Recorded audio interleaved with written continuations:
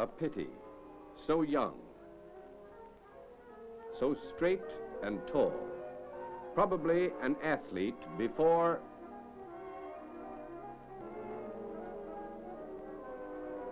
Feel better? He wears a blindfold so that he can teach those who are blind how to get around by themselves. Voluntarily, he shuts out the sun, the sight of kids at play, the glance of a pretty girl. There must be an easier way to earn that daily dollar, if that dollar is all you're after. But as we all know, man doesn't live by bread alone. There are plenty of men at the Industrial Home for the Blind of Brooklyn and similar agencies who count in their paychecks not only the dollars, but the satisfaction of teaching a blind man to step out alone, independently, happily, toward the light, like Joe here. Joe's got a long way to go. Not so long ago, Joe never left his chair by the window, listening to the world outside, a world he thought was lost forever.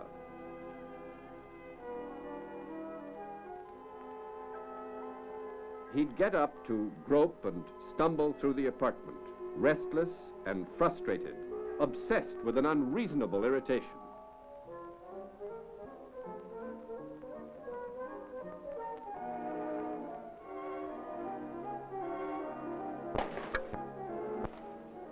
And that's how Keen finds him, and is glad to find him that way, good and sore. Shows he's still in there swinging, even if at the wrong people. Mad at the world, the seeing world. Mad at Keen, another one of those who can see. But Maggie's just the gal who knows how to handle a sailor when he gets thick. She's doubling in brass now, keeping the place going and seeing that Joe keeps going.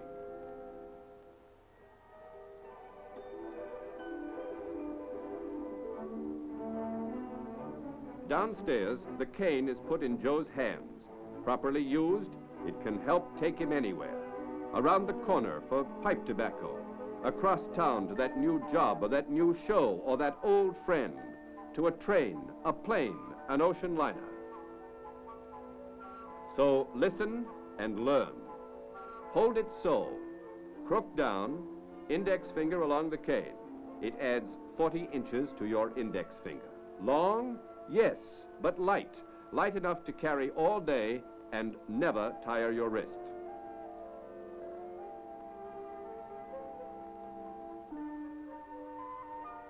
Now hold your hand front and center. Swing the cane left to right. You've got to swing as wide as your body. Stay in it and stay safe. Clear the way for the coming step. Swing left, step right. Swing right, step left. Got the rhythm?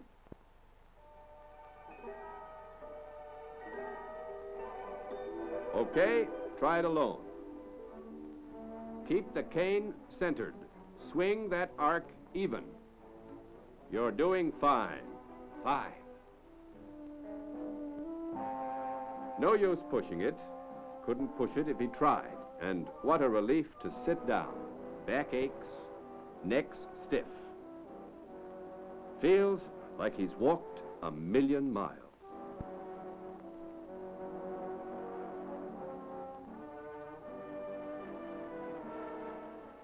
The next morning, Joe's waiting for Keen.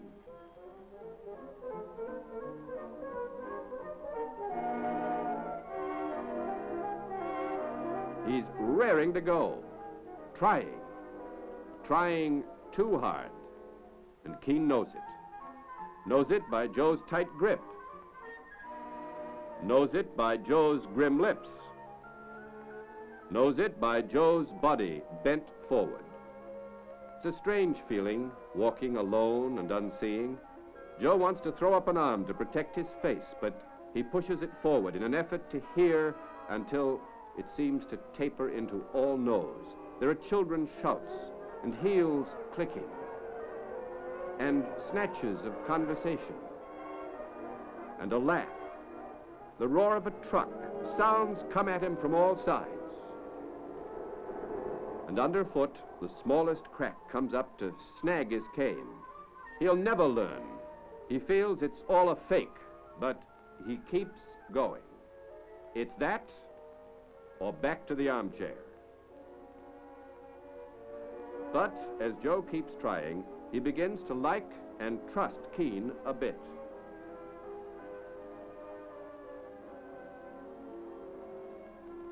He learns to keep walking a straight line. He learns that sidewalks all slope to the curb. He feels that slope with his feet. His cane tells him by the rattly, hollow sound where cellar doors are. One of them may be open.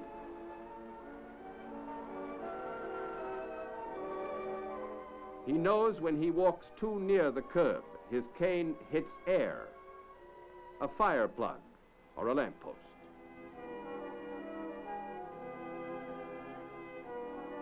He learns by listening. The tap of his cane amplifies when he passes an open door. His nose tells him when he's passing the butcher, the barber, the cleaner. There's the sun on his cheek when he gets to that open lot. The changes in the sidewalk paving are as good as street signs to him.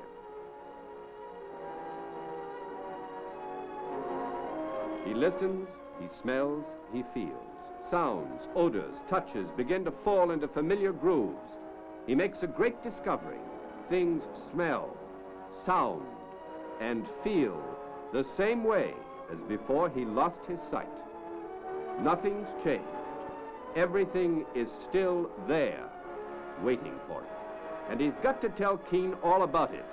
And Keen says, fine, fine. Let's have a cup of coffee on it across the street. You've got to get across the street.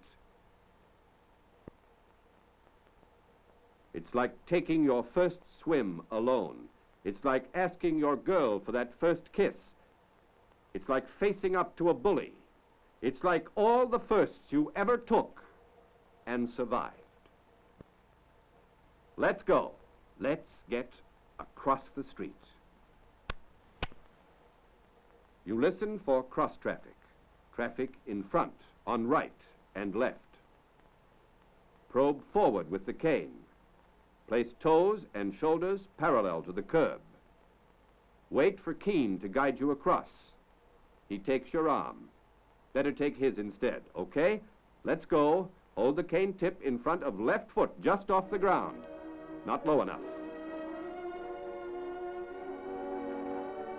Let's try again.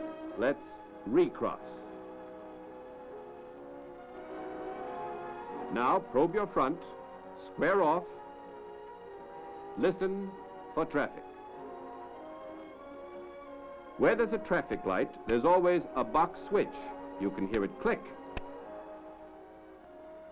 Off we go, down with that cane tip. That's the ticket.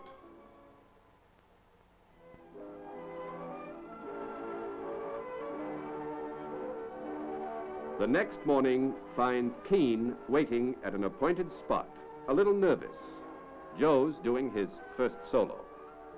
And here comes Joe, crossing the street, hand in pocket, confident. He'll still make plenty of mistakes, but not any more because of fear. Joe is over that hump. It's going to be a bus ride today. When it pulls up, listen for the sound of the opening door. Probe forward with your cane. Get your hand on the bar. The first step is wide. The second brings you up to the driver. Get a seat near him. Depend on him. He won't let you pass your stop.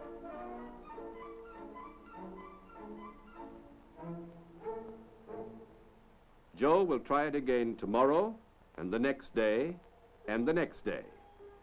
He gets to know the route by the street pavings, by the turns, the traffic cop whistles, the jouncing over car tracks or cobblestones. it's best not to rise till the bus stops.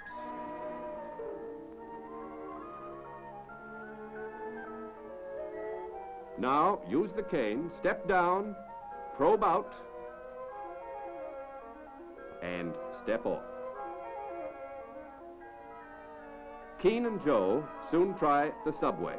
The handrail leads him down along with the crowd.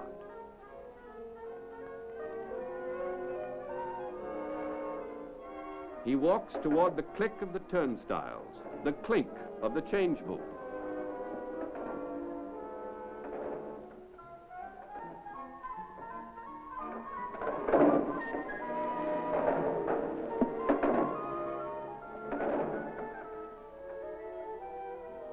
He finds the platform edge with his cane, steps back, and starts walking.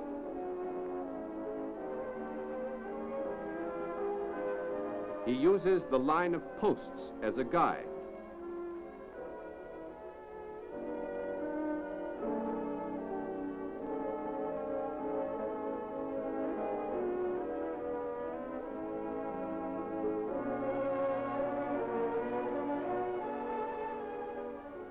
At the center of the platform, he faces the edge and waits.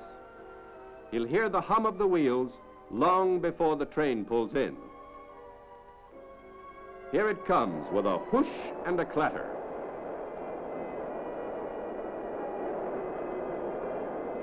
Now, listen for opening doors. Face toward the nearest one. There's always someone to offer an arm. Joe will have to ask directions at first. Soon, he will learn by sensing the track turns, by counting the stations, by the longer express stops. All these will be signposts against the time when he will take that daily trip to his new job.